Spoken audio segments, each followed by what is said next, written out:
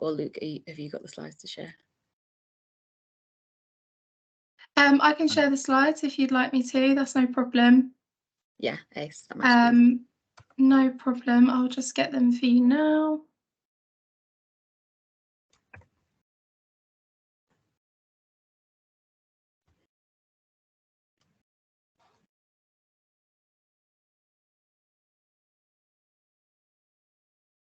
There you go. Nice, thank you. I guess, well, should we introduce ourselves first and then we can kind of crack on? So my name's Rachel Garbo. I'm Social Action Manager at Young Manchester. And then I'm joined by... Yeah, so I'm Luke Wilson. I'm the SEND lead at Greater Manchester Youth Network. So working with young people in Manchester on a number of projects, including this one. Cool. Yes, if you could go to the next slide.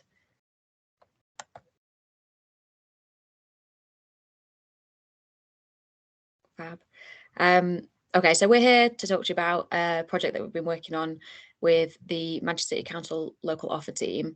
So they have worked in partnership with Young Manchester and Greater Manchester Youth Network over the period of kind of the last few years.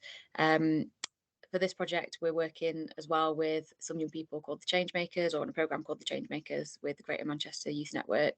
And that's a pilot, or it's a pilot programme, or what we're delivering is a pilot project to explore youth-led grant making within Manchester City Council SEND youth-led offer. So the local offer team have committed to fund kind of £20,000 worth of grants that will be designed entirely by young people. Decisions will be made entirely by young people. This is kind of hopefully the first phase, and then the overall aim is to embed youth voice more widely across the rest of the local offers funding. So if you just hop to the next slide, please. Just on that slide, don't know whether it's worth mentioning that we did consult the group about language and terminology a little bit, just because throughout the slide there might be throughout the slides there might be a few different sort of descriptors for the group of people that we're working with. The discussions we had were really useful at picking out some of the least preferred terminology, but it was quite difficult to settle on what people all agreed was like a description that they all sort of felt was reflected their own experience. So we've used disabled people and we've used young people with SEND, but with the acknowledgement that some individuals do have like personal preferences maybe outside of that. It still hopefully sort of encapsulates the group of people that we're referring to within this. Awesome, thank you, Luke. Yeah, so on the next kind of 3 slides, we're just going to talk you through the individual members of the partnership. So firstly, Manchester City Council, so this is the local offer team. We're not joined by anybody from the local offer team today, but we kind of have been working really closely with Maria in that team. And hi, I am here actually, but I've only popped in on my lunch, but hello. I'll have to shoot off. So I'm loving listening to it. Oh, fantastic! I didn't see you hiding there. Yeah, so Maria, we've been working really closely with, I say, over the last few years on kind of various projects, and the local offer team is responsible for kind of helping children and young people with SEND up to the age of 25 and their parents understanding what services are available, what support they can expect locally through their communities. A lot of this work already is done in consultation with young disabled people. There are parent champions as well. So I know some of the sort of presentations in the main room were talking about parent voice as well at the very beginning. So that's already threaded through a lot of the work that the local offer team does. But this project in particular, we're kind of focusing around the grant making aspect and really focusing on what we can learn and how we can strengthen youth voice within the grant making that the local offer team is doing. As I say, and then with the aim that can kind of the learnings can be spread across the local offer team's wider funding, and then hopefully beyond that as well. So if you just move to the next slide. Fabulous. So Young Manchester, so I'm from Young Manchester. We're a membership organisation and we're also Young People's Foundation. So we're part of a wider network of organisations that serve as infrastructure organisations to the youth sector in different places across the country. So we do work in Manchester exclusively, again, lining up with the area of Manchester City Council's working area as well geographically. And we aim to champion organisations and leaders of all different ages that are supporting and delivering projects, activities, opportunities for children and young people across the city of Manchester.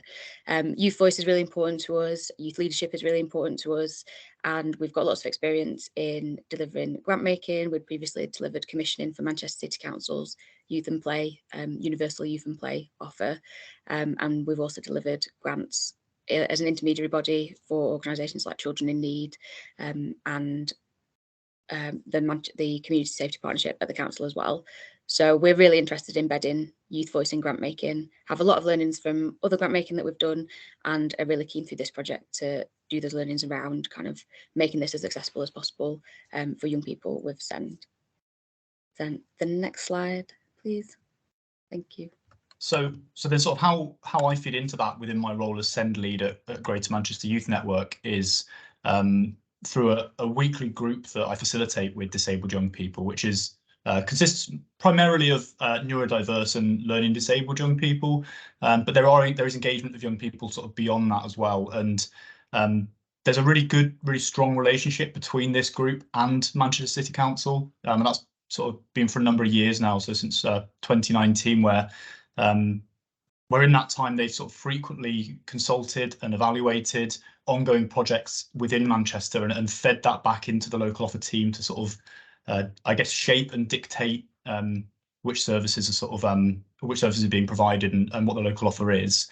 And that really sort of that really strong relationship, I guess, has meant that this group have been used to sort of pilot this process. And I guess what makes this project a little bit different to previous work that they have done is the degree to which the group's going to be involved. So firstly, the means by which the process has been developed means that the young people are involved in every single step of the process, rather than perhaps inputting to a single component of a wider picture, if that makes sense. And then secondly, the decision for grant allocation will rest with the young people. So it won't be that they're sharing their thoughts and we're making a decision, or the local offer team are. It won't be a young person on a panel that might be full of non-disabled professionals making those decisions. It will be entirely a youth-led decision, and myself and Rachel and others will sort of facilitate the means by which that happens and work hard to do that in an accessible and youth-friendly way. But the decision will rest with them, which is sort of why we're so excited about this and why we think it's such a sort of a really good step forward. Next slide then, please. Great.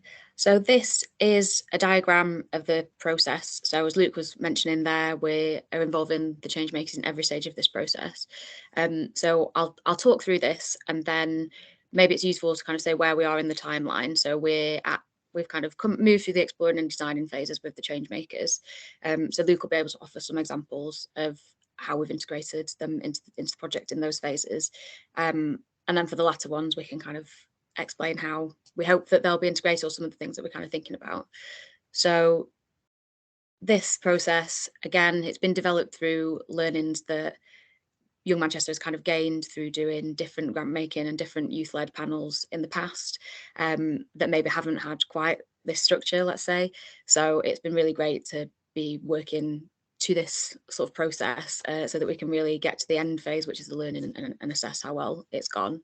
So the first bit is exploring, and again, I know some of the sessions in the main room we were talking about co-production and the frustration of not being involved at the very beginning. So this is the phase that aims to address that. So it's about drawing on young people's experiences, exploring what they want the funding to achieve, what their values are, what the principles are, what the values and principles of the funding are, and how that aligns with their experience. So it's really about just digging into their experiences as young disabled people and understanding what they want to prioritise in terms of funding.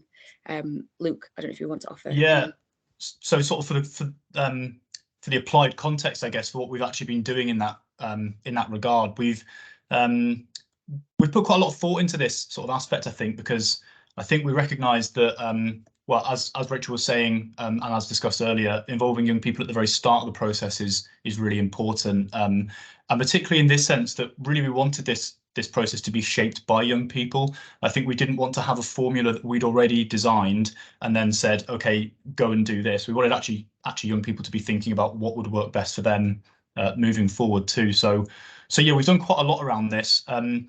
I guess maybe aside from the process as well, we've thought about themes and topics like what challenges do you face in your life as a tool really to pick out some priority areas that young people can then recognise as areas they might prioritise with funding. So so themes around that, and then I guess a variety of activities has been really valuable there too. So trying to think about perhaps that question, but in different ways.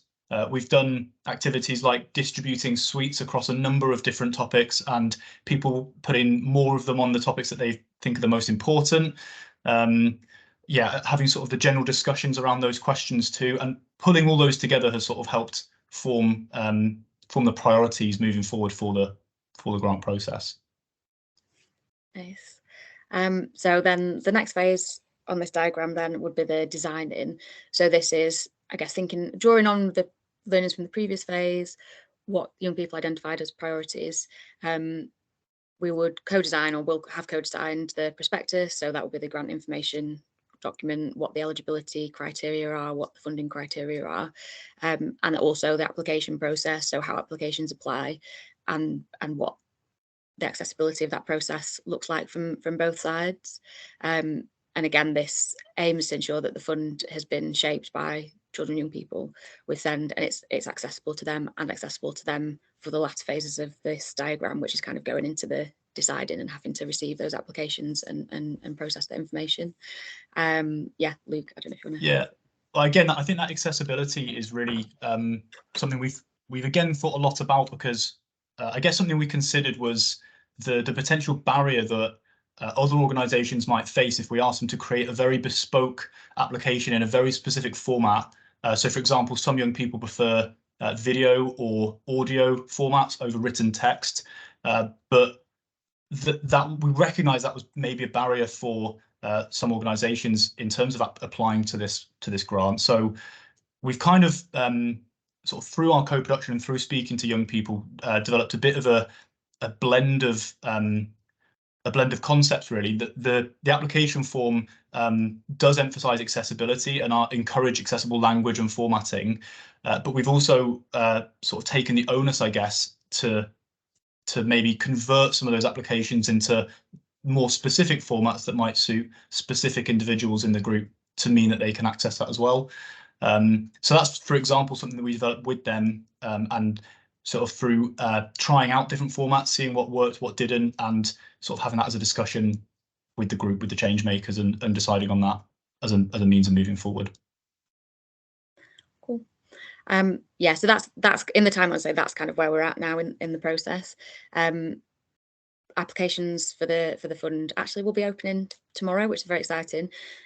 So over the next 3 weeks, we'll be moving into the training phase. So for any group of young people or anybody sitting on, or parents sitting on this kind of decision-making panel, we recognise it's really important to invest the time in giving them proper training so that they have full understanding of what the fund is. They understand what being on a grants panel means, and things around kind of taking account of bias, understanding what conflicts might be, and feeling like they can feel really confident in making good decisions. So we'll be, again, once we've I was about to start talking about what we might do, Luke, but I feel like I want to throw back to you for that. Sorry, with regard to the training, just Yeah. So we're trying to be conscious of making sure that we've got as diverse a group of young people as possible. So we're recognising that perhaps we're drawing in some young people from representing other organisations across Manchester too, pulling them in together to form that panel that we can then train. I say we can then train. We can then maybe give some input to the sort of decision-making process that they might want to go through, and part of that can be communicating to them how they can engage with that decision in ways that might suit them. So not just saying this is the means by which you might want to consider these, but giving them options, I guess, and how they could do that. So some people might prefer a multiple choice. So maybe if we're giving them a question to consider for a number of applications, that they might want to be able to choose between a number of different options. others might want to sit and have a discussion about it, like verbally discuss what they think is best. And part of the training, I think, the really key part of the training will be letting young people know or informing them of the ways that they can meaningfully engage in the next step, which will be the decision-making process. Yeah, cool. And again, I think for both of these phases, it's really important that, like, we're conscious about investing time in making the process meet the needs of the young people that are engaged in it, which again, kind of that's true of any group of young people that you would engage in this kind of process. And that's part of the equipping them to be able to feel confident in making decisions. So the decision-making phase, again, that'll be a panel. It's made up entirely of young people, and those young people will have the final say on which applications are funded. This is the part for us that kind of we're really committed to, and making this youth-led. And I think, again, I'm just going to echo what you just said, Luke, there around the training phase of young people having the opportunity to feed into decisions in different ways. So again, if that's being able to, if that's having a conversation around applications, or if that's deciding around a particular part of an application, being really conscious of making that decision-making process be meaningful for those young people, so that they can engage meaningfully in that process. I don't know if there's anything you want to add there. No, I think that was covered everything. Awesome. Yeah, and then the last phase of the learning. So this, again, really, really important, especially because this is a pilot project, and we want to be able to understand whether the activities that we've done in the previous phases have kind of been successful, how meaningful they felt to the young people that have been involved, whether the projects that have been funded through this phase are meeting the needs of the fund as well. So there's a few different aspects that we want to do, that we want to kind of collect those learnings. Some of that will involve going back to the change makers and having further reflection with the change makers. And it's our ambition as well that when the projects are funded and the projects are up and running, that there'll be opportunities for the change makers and young people that have been involved in the decision-making panels to visit those projects and see the projects in action. So really bringing the whole process to life and making it feel a bit more tangible. And again, that's based on learnings from other youth-led panels that Young Manchester has delivered, that young people are really keen to see the outcomes, the real life outcomes of their decisions. So having the opportunity to do some of those visits feels like that will be really valuable. So that's what we're hoping to get from the learning phase. Could I have the next slide, please? So I think this is sort of thinking maybe what the point of this is, and that can seem fairly straightforward, but I think there's maybe multiple components to it that are worth considering. The first one is perhaps the most straightforward, which is that the young people involved in the process itself can gain real benefits from their engagement with that process. So, for example, becoming more confident. I think in my experience, young people with SEND are maybe less used to this element of trust that we're putting in them, and with that might come a sense of anxiety around making sure they're doing it in a way that that we might want them to, and actually being able to be a part of this process and giving them that trust to do it in the way that works for them will hopefully build that confidence, and I think has done already, and that sort of can do even further. And I guess, again, that sort of links to maybe the third point even as well, which is having a higher self-belief as well. So thinking that actually we do trust them because we recognise that they are experts with lived experience in this, and that they can make these decisions effectively, and that we really want them to be doing it. So that can really build that self-belief there too. Active citizens is an important area, and actually one of the priority areas that young people identified was around sort of isolation and social isolation. I think purposeful engagement for young people is really important, a number of which are not in employment, education, or training, and having like an active engagement in their community is enormously beneficial. And then having trust in opportunities available as well. So some young people might not know why certain opportunities are available or are not available to them, and integrating them into this process really meaningfully gives them that understanding and that trust in those in the local offer, in the opportunities that are there, and sort of builds that relationship both ways, I guess. Rachel, I don't know if you want to do the local offer one next, and then I'll sort of come back with the wider young people. Yeah, sure. So again, for the local offer, so as we were talking about in the previous slides, the purpose of the local offer is to grow the reach and grow the ability of people to access services. So for young people to tend to be able to access those services by engaging young people in the decision-making process in a way that kind of in a longer term way that integrates them across the whole process. We hope that builds more of an awareness among young people of the local offer itself, which will be really beneficial in them then accessing community activities, especially as Luke mentioned. We hope to engage with the change makers as well as wider groups of young people across the city in this process. So again, it's kind of just growing that awareness. And really importantly, it can build confidence in the local offer itself, that the opportunities are ones that young people with SEND really want, because again, the funding of course has been designed with criteria and priorities of those young people in mind, and then decisions have been made by those young people at the funding stage, and some elements of learning can be kind of fed back into the process in the future as well. And I think that point then actually links quite well into thinking about it from the other side of it's beneficial for the local offer to have an understanding that they are funding the areas that need it. And then it's also really beneficial for the young people getting that funding because it is going to be in the areas of their life that are likely to be the most important, because obviously there's been young people with SEND engaged in that process. So it's kind of win-win really on both sides of that equation, I think. Also, I guess for wider young people as well, understanding that other children and young people with SEND have been involved in that decision-making process is really valuable too. Think like a culture and sense of feeling listened to is really important for all young people, but perhaps particularly in like the disability community, I think, where maybe historically there's been a bit of underrepresentation amongst decision makers, and really championing this is a good way forward for thinking that the disabled young people are really engaged and involved in processes such as this. So that culture shift and that sort of that representation, I think, is important in the wider setting too. Lovely. And again, similarly for community organisations, it's a bit of it's that sort of two-way exchange, isn't it? So you've got a growing understanding within community organisations that are offering activities for young disabled people, that in order to access funding, they need to have consulted with young people with disabilities to understand what they want, because decisions will be taken by young people with disabilities and criteria set by them, and that then having the knock-on impact that the activities that they're delivering will be more in line, therefore, with what young disabled people are interested in and prioritise. One of the sort of prioritisation areas that we identified with young people that we worked with, that it's really important that organisations design activities with young people in mind.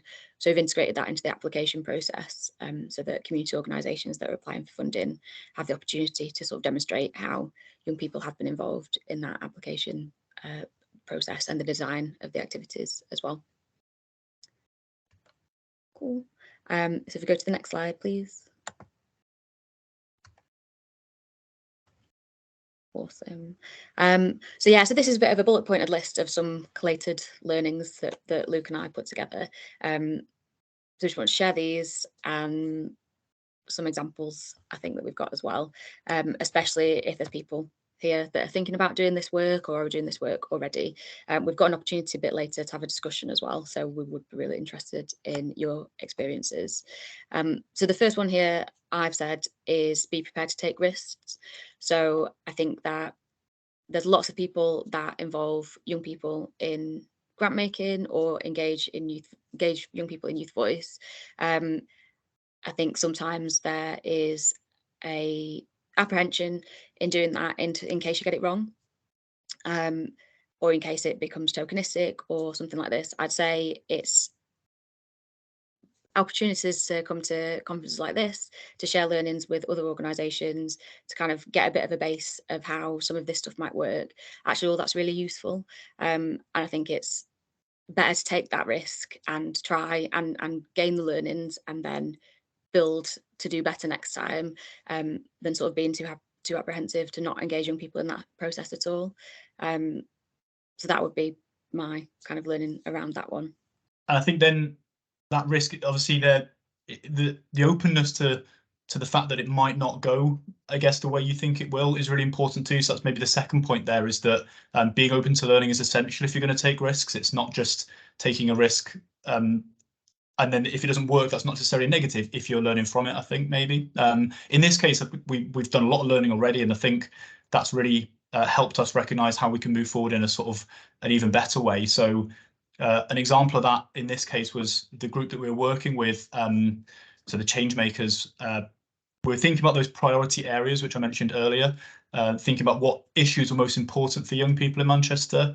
And we put a lot of thought into making that an accessible conversation, but I think some young people in the group found it quite hard to conceptualise what issues those might be in quite a broad sense.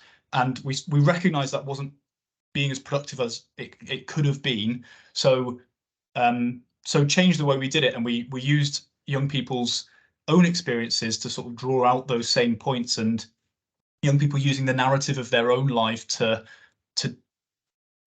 build on that discussion and talk about their own experiences. And we drew out some really, really good key areas that everyone could sort of agree upon in a much better way. So our openness to learning was essential to get to that point, though. And had we not done that, I think it would have been a lot harder to meaningfully find those areas that the young people thought were the most important.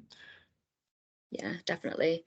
And it's that being open to learning throughout the whole process, isn't it? And being flexible and adaptable to what's coming up as it goes along. So the next learning here is around, again, linking into that there are lots of different barriers to young people's engagement in the grant making process. So kind of having an awareness of that going in. I think there's things that you can anticipate, there's things that will come up as you go. So ensuring that there's enough time and space and resource and staff resource and capacity to meet those barriers and remove those barriers. So again, it's the things that kind of Luke has mentioned there around working with a diverse group of young people. The change makers have a really diverse range of different young people with different needs, communication styles. That's something that we've kind of been thinking about throughout the process.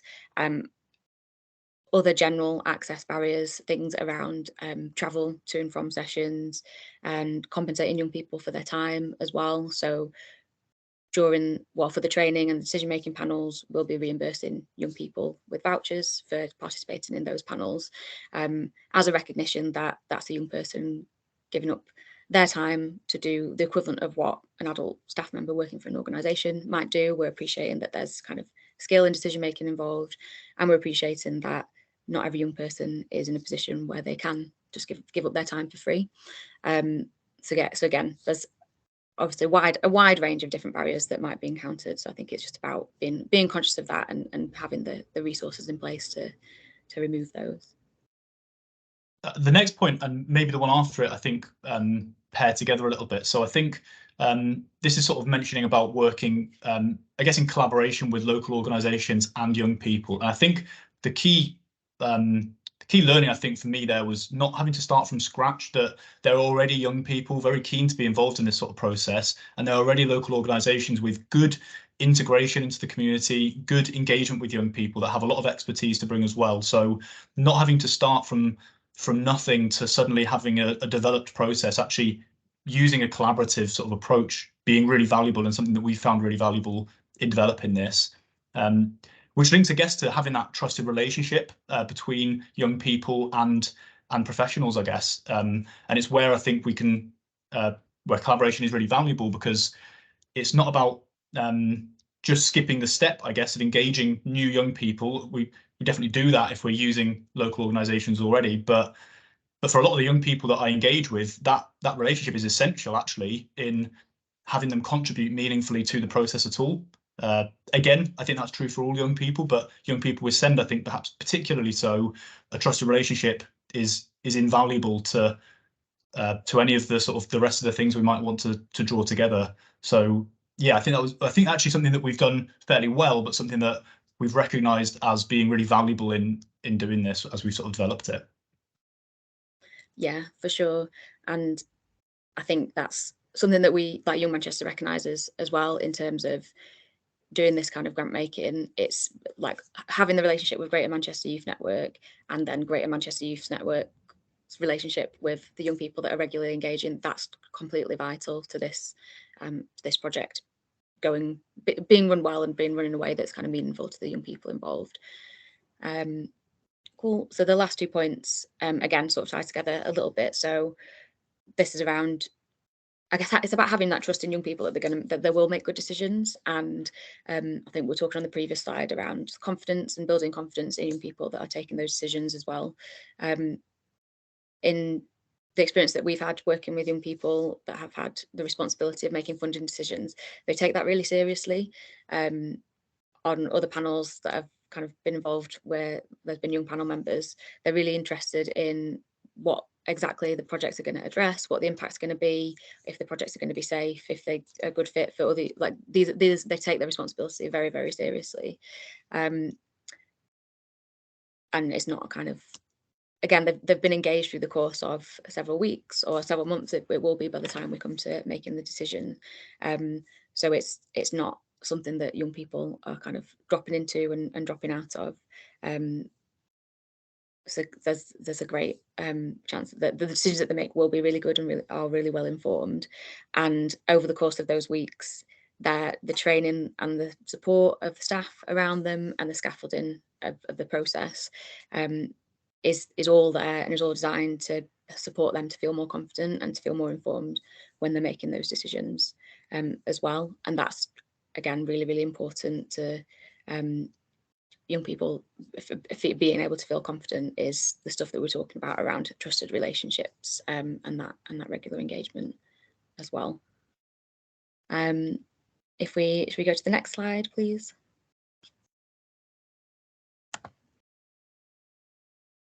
Lovely. Okay, so these are some of our ambitions, our shared ambitions as a partnership of what we'd like to see across the city. So we want to see a youth voice embedded across all SEND local offer funding, and within that specific pot ring fence for youth-led grant making process.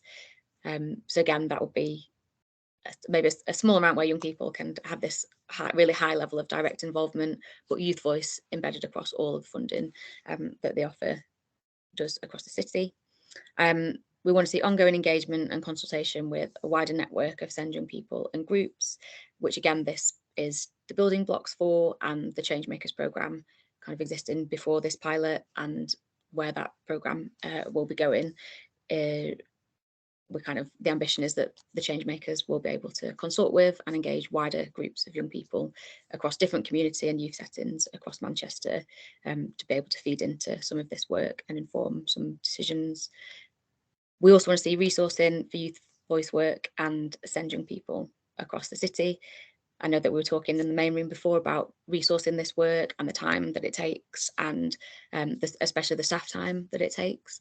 So having that resourcing around this and being able to do really, really quality activities and youth voice activities with young people across the city. And then finally, we want to see SEND young people being consistently aware that they have the opportunity to have a say in what's funded, so they feel confident that to recognise if they aren't included, that they should be included and that their voice should always be listened to.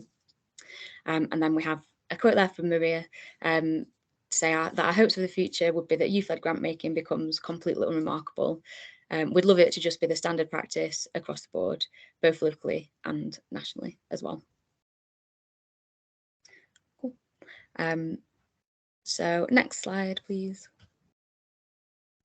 So I think we've got, has it 4 minutes left? I think this finishes at 12:40. So we'll sort of, I know there's a couple of people here and we're happy to sort of take some questions from you, but maybe we thought there'd be some value as well in actually having some questions for you, which is about how you think this might work in your setting, or whether you have any sort of any thoughts on any challenges you might face, and whether we could really just sort of have a discussion about your opinions on this so far. It'd be really, really great to hear from anybody if anyone wants to contribute their thoughts.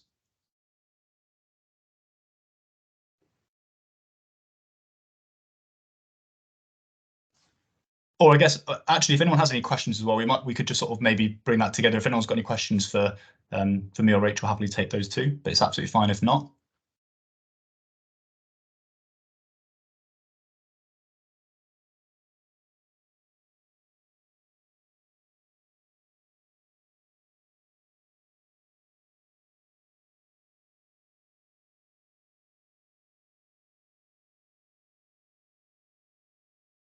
Oh, hi, is that Samantha? You have Yes, your hand up. hello, hi.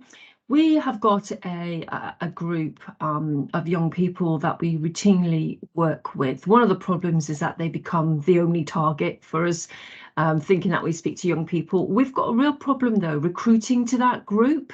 I don't know whether when a group becomes really established, it almost creates some barriers to other people joining the group. Have you got any tips or hints for how we can help that group grow its membership? Yeah, I think that is a difficult thing when you have quite an established members of the group. I guess it can be hard to keep that sort of dynamic and keep new people sort of feeding into it.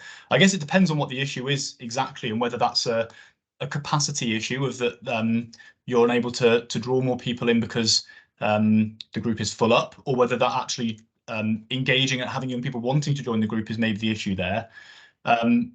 Something we've done, and actually we're sort of maybe still considering doing a little bit more of, is utilising the change makers in a slightly different way, which is maybe more to do with that group reaching out to other young people a little bit more across Manchester.